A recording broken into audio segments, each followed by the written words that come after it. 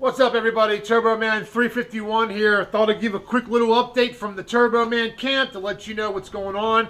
And if you turbo guys out there that are following me, you will understand what's going on here. So quick little update. Alrighty, well, I finally did it. My fabrication skills are starting to show because I got that bad little welder there from Harbor Freight for $1,000, the TIG welder titanium. So I used to have 3-inch, now I stepped up to a 3.5-inch pipe, okay? I think I'm having some back pressure issues. I'm not sure, but I think I am. I'm right around 700 horsepower, I believe, between 650 and 700. And I noticed the clutch was slipping a little bit, so I think, or it could be the wastegates are dumping open because of back pressure and not enough relief back here at the exhaust side. I think that a 1/2 inch bigger in pipe diameter will definitely solve that, or another wastegate, obviously. I'm only running one gate down there. I don't know if you can see it. There it is. Hello. I got one Turbo Smart gate right there on the 90, and you can see here, it pretty much comes down, it comes over, and it hits that wastegate, and then it curls up here to this side of the motor. But I got to put another gate on here, I believe, because the power in this car is starting to get extreme because we've been turning it up with the great tune that we got from Joe Simpson. Obviously, I had to do another change really quick. I took the clutch out. We got the T56 going in. It's down there. You can see it maybe. It's sitting there on that transmission dolly. This is the brand new clutch I just ordered back in April. The Street Extreme, 700 horsepower, 700 foot-pounds of torque. Just let me hold you right there real quick, guys. The Street Extreme clutch, not 700 foot-pounds. There's no way it's going to hold that, period. Especially in a 3,000-pound Fox body, it's just not going to do it. This puppy, I noticed, was starting to slip on me because, as I said, the power numbers are getting up there. We dyno tuned down there at Joe Simpson on my other video at what, 617, and we've already turned this up 7 pounds of boost already. You know, keeping an eye on the air-fuel ratio and the compensation fueling thing that it does in the Terminator. We kept an eye on that also, and everything looks really good. Heat marks are starting to come in because she can't hold the power, and what happens is that when this clutch can't hold it and stick tight to this whole piece here spins, okay? And if these two pieces here, the clutch and the pressure plate, if they can't lock solid together, well, what's it do? It does this. She'll just sit there and spin like this while this piece here stays dormant, and what does that do? It starts to heat up this ring disc here, and what happens, you get all these little heat marks right here. Look at all these heat marks starting to form really quickly. Then if it gets really bad, it'll actually crack the ring here, and that's no good. So what are we doing? We are getting the twin disc, yes, from McLeod Racing. We're going with the 692303 HD. Now the HD is the heavy duty twin disc, which gives a little bit more clamping pressure than the other normal twin disc that a lot of people get out there. And so we got the one that's rated for 1,200 horsepower, not 1,000. So quick little tip there. I mean, this thing is brand new, dude. I mean, you can see, okay, there it is. You can see the heat marks right here on the outer ring. See them right there? And you see out here where they were hitting? See, that matches up perfectly. And this puppy was starting to get hot, dude, because that motor, that 357, she is starting to turn some horse ponies, man. And she's trying to bite to keep the power there, but she just can't do it. And so that was the tattletale sign on that. But I got two wastegates here. This is a 45 millimeter. It's a Turbo Smart knockoff. Don't know if I'm going to ever run that. This is a 60 millimeter. This is a gigantic one here, man. You can almost put a tennis ball in there. This is an eBay one. I really got this just for looks as a coffee table ornament. I'm not ever going to use that. But anyway, I don't know, I might use this. This thing looks pretty good. I looked over it, looks decent. I might use it, I might not. In the turbo world, you got to use the exact same wastegate that you have on the other side that you're using. They have to be absolutely identical. You can't run a 38 gate and a 45 gate, you know what I mean? And you can't run a 38 Turbo Smart and a 38 Precision. You can't do that. They have to be the exact same brand, the exact same wastegate on both sides.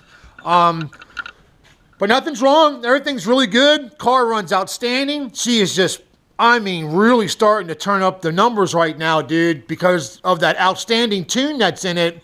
The car is just running outstandingly good. The power is, she is really turning out power right now because the tune's so good.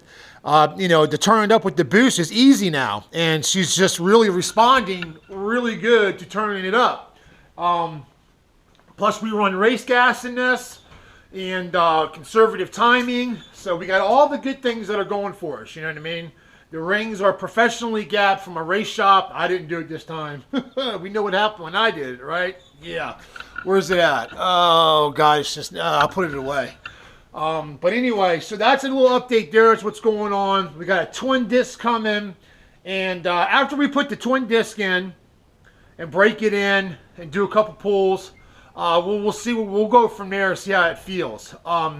If it's pushing the wastegate open or if it's a combination of both. Little clutch slippage and pushing the gate open because of the back pressure. But, you know, I actually did this myself. I was super proud of myself because on a Pony Down turbo kit, you can see the turbo sits way up here. On 3 kits, it sits up and over. Literally, it sits right here on the alternator. And a lot of guys get worried about heat soaking the alternator. And the downpipe on an on 3 kit just goes straight back and down, okay? On a Pony Down kit, you got to come over. You see how it does that a little bit? You literally got to come right off the housing and angle about 20 degrees. And then another 35 degrees, you got to go out the back. And then, on top of that, you have to go 60 degrees down the firewall. And what I mean by that is that you just can't run a straight 90 and go right down the back of the firewall and then grab a hold of it down there with another slip coupling and go out the back. You can't do that. Okay? Let me see if I can get this to stand. And I'll show you what I'm talking about here. Okay, there it is. You see how that downpipe, how she kind of curves up, she's kind of shooting straight up like that. She doesn't do a complete 90, as you can tell, okay? And what it does is that right there, it's level right here, okay? Right there, it would be level, and you can see the back of it is angled. That's 60 degrees right there. I had to figure that out with the angle thing. And get that to be 60 degrees, and cutting it just right to go down the firewall, just like that, it was tricky. You know, it's weird on a Fox body. You just can't go like this straight down the firewall and then 90 out the bottom of that and go out the back. So to grab the downpipe up top there, you got to be at this 60-degree angle, which was real tricky to make. But I was able to do it with 3.5-inch piping here. I got it from Summit. I just went with it, man, and I just did it. That you can't call up Pony Down Performance and say, hey, can I get a downpipe for the stage 1 kit? He's going to be like, nope, you got to order the whole kit. Just stupid, man. Especially if you bought from them twice already, 2 kits I've bought from them already, you think that we would be able to have a little bit more leeway to call up and ask for parts, you know what I mean? But they don't do that. I get it. You got to make money. But anyway, she goes down, she cuts, she goes down the wall there, dude. I can't believe I actually did it. Now I got to do, the easy part now is just grabbing hold of the bottom and just going out. And that's easy, okay? 3.5-inch pipe is pretty expensive right now. Whoa, okay? But you can find it cheap all over the eBay and so forth. Some it's not too bad. I got to get a Y pipe, a 3.5-inch Y pipe, because obviously I'm going to come down and hit the Y pipe. I'm going to split off the 2 3.5-inch pipes going out, a dual exhaust. And I'm going to run it through 2 resonators, which are like mufflers, and then and just go out the back right there at the axles, and do like that. It's going to breathe a lot better. You'd be surprised. a ½ inch of diameter bigger, especially on a turbo car, can be a big difference in power. I know this sounds nuts, but it's known to be able to do that. So, you know, hey, if you're pushing 700 horsepower and up, okay, you got to run, I think, 3.5 inch or bigger exhaust for that to work and to breathe correctly. So yeah, I mean, gosh, dude, look at this, man. A 3-inch pipe, really? And you're running 700 horsepower out of that one 3-inch pipe until it comes down the firewall and actually finally hits the Y pipe, and then it splits out the two 3-inch pipes, which is basically a 6-inch diameter if you want to go with that route. But I mean, look how small that is, dude. What was I thinking? No wonder I was having problems, dude. You know, it's like trying to push a dump truck through a straw, you know? It's just not going to work, man. But that's a quick little update, dude. It's really cold up here in Maryland. About to watch the Patriots and the Buffalo Bills. That's going to be a good game. The weather up there is nasty, so that'll be interesting. And so that's it, guys. You turbo guys that are following me, that's what's going on. Another thing, too, the race gas, the leaded race gas, O2 sensors, okay, especially the Bosch ones. They're not friendly with the leaded race gas, okay? If you have unleaded race gas, that's way better, okay? Because these O2 sensors don't like the lead that's in the race gas. They'll fail, all right? Just a quick little reminder there. You have to get the NTK sensors, but the problem there is the Terminator X doesn't support the NTK O2 sensor, so you can't run them.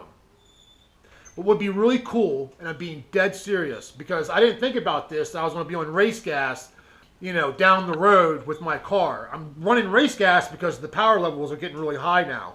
And the car's a lot more fun to drive, and it's just awesome. And I would never have bought this ECU. If I'd known that, I would have gone with like the HP or maybe Fuel Tech, you know, something that would support, you know, an O2 sensor that I can run that can monitor leaded race gas. So something I gotta, you know, think about what I'm gonna do there. I don't know. Maybe Holley will make a O2 sensor driver that you can just plug in and you can run the NTK sensor and be okay with it. You know what I mean? It's weird because Holley, you know, right here, this is an adapter, right? If I were to unplug this, this harness here is actually for an NTK sensor. But they sell you this adapter to run the Bosch. So I'm wondering if I could just pop this off and plug in an NTK. Nope, can't do it. So that's it. The harnesses are all interchangeable with Holley ECUs. I can take this harness right here and plug it into a Dominator or an HP or a Terminator Max X, okay?